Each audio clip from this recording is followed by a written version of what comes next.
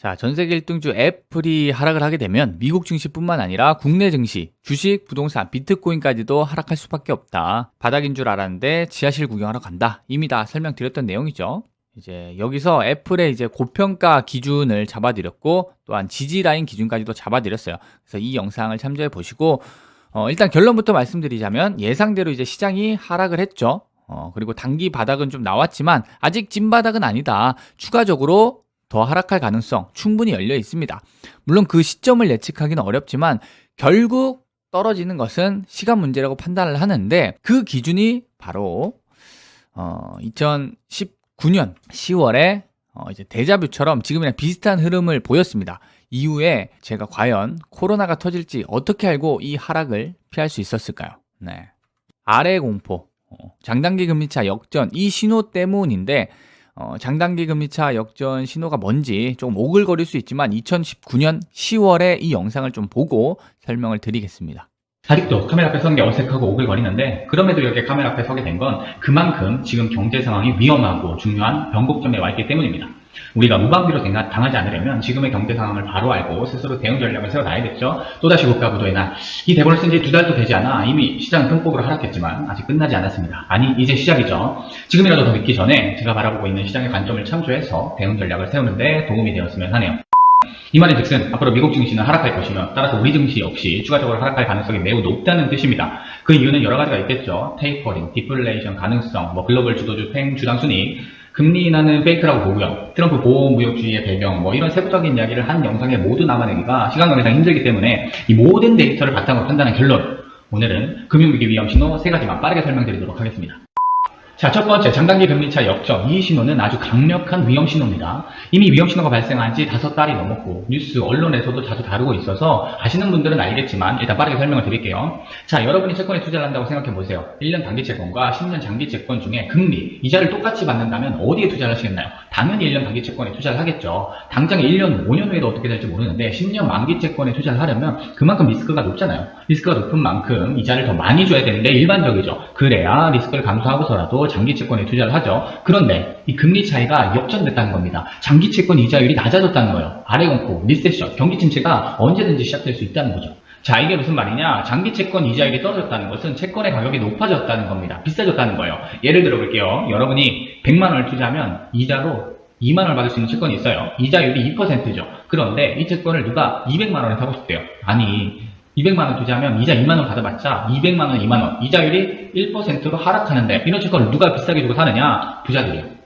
채권 주식이랑 다르죠? 자본력이 동원됩니다. 이자율이 2%에서 1%로 떨어졌는데도 불구하고 채권을 더 비싸게 사고 싶어 한다는 거예요. 왜? 그만큼 미래가 어두우니까. 안전자산인 국채에 투자를 하겠다 이거죠. 수익률이 낮아도 미국이 망하지는 않을 테니까. 자, 정리하면 장단기 금리차 역전, 이 말은 곧 미래를 어둡게 전망한다는 뜻입니다. 이자율이 낮아도 안전한 미국 국채에나 투자를 하겠다 이거예요. 누가? 돈 많은 사람들이, 일명 세력이라고 하죠. 자, 이런 신호가 1982년부터 정확하게 마이너스 수치로 따지면 7번인데 눈에 띄는 확실한 신호만 볼게요. 1989년 1월, 2000년 2월, 2006년 2월 이렇게 3번 장단기 금리 차이가 확실하게 역전된 이후에는 어김없이 경기 침체가 왔습니다.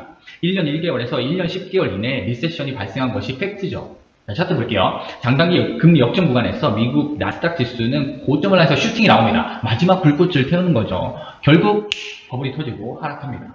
첫 번째, 일본의 잃어버린 20년 버블이 여기서 터졌고, 두 번째, 그 유명한 버블닷컴, IT 버블도 터졌죠. 세 번째, 2008년 서브프라임 모기지 사태, 리만 브라더스가 파산하고 증시 쇼크가 나왔죠. 그 말이 무색하게 10년간 미국 증시는 애플, 아마존, 구글, 페이스북, 넷플릭스와 같은 스마트폰, 인터넷 공룡 기업들이 함께 상승 추세를 이어오고 있었죠. 그리고 마침내 2019년 3월 12년 만에 장단기 금리차가 역전되었고 8월 현재 본격적으로 금리 역전 신호가 추세를 타기 시작하죠.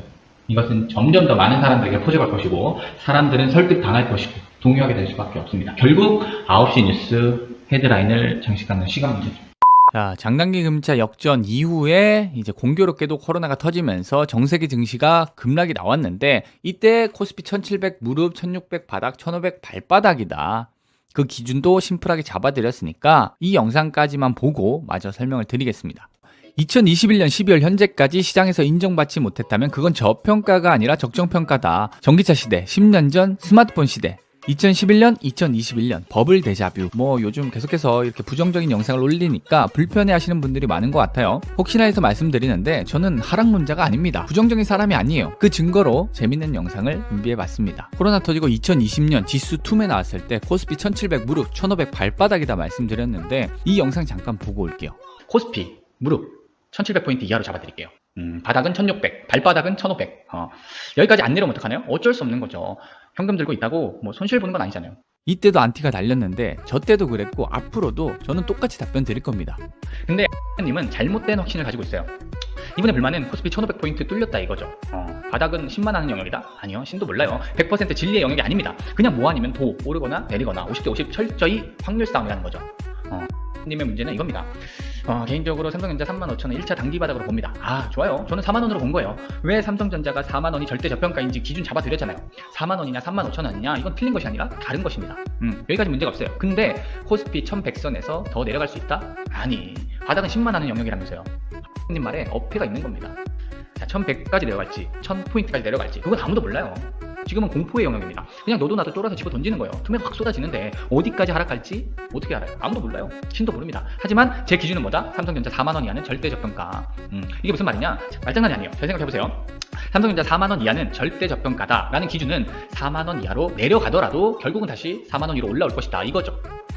어디까지 내려갈지 몰라. 하지만 4만원 이하로 내려가면 다시 4만원 위로 올라올 수밖에 없다. 이건 확률적으로 예측할 수 있다라는 겁니다. 지난 영상에서 삼성전자 45,000원 전후로 대충 분할 매수하면 손실이 날려야 손실이 날 수가 없다 이렇게 말씀드렸죠. 두고 보세요. 삼성전자 다시 5만원 가나 안 가나. 저는 분명히 이러저러한 기준에 의해서 4만원을 절대 저평가로 바라본다. 기준 확실하게 잡아드렸어요. 자, 어떻게 보셨나요? 물론 제가 시장을 바라보는 기준이 정답은 아니겠죠. 하지만 제 답변은 동일합니다. LG화학 주주가 왜 이렇게 LG엔솔을 까노? 저도 LG엔솔 투자합니다. 2021년 1등 기업으로 보고 있어요. 다만 장밋빛 전망을 맹신하지 말자. 코스피가 1100포인트까지 떨어진다는 말이나 LG엔솔이 150조 간다는 말이나 틀린 말은 아니지만 제 기준 역시 틀린 말은 아닙니다. 제가 부정적인 것이 아니라 2021년 12월 지금 장세를 제 기준에서 부정적으로 바라보는 겁니다. 네.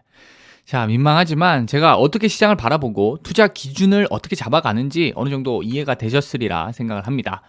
사실 복잡하게 생각하면 한도 끝도 없죠. 하지만 전 세계 1등주 애플을 기준으로 고평가다, 대한민국 1등주 삼성전자를 기준으로 저평가다, 기준 심플하게 딱 잡으면 충분히 확률 높은 예측을 할 수 있고, 여기에 이제 장단기 금리차 역전 신호까지 더해진다면 확실한 쐐기를 박는 거다. 저는 그렇게 생각합니다. 제가 코로나가 터질지 어떻게 알았을까요? 몰랐죠. 그렇다고 운이 좋아서 하락을 피한 걸까요?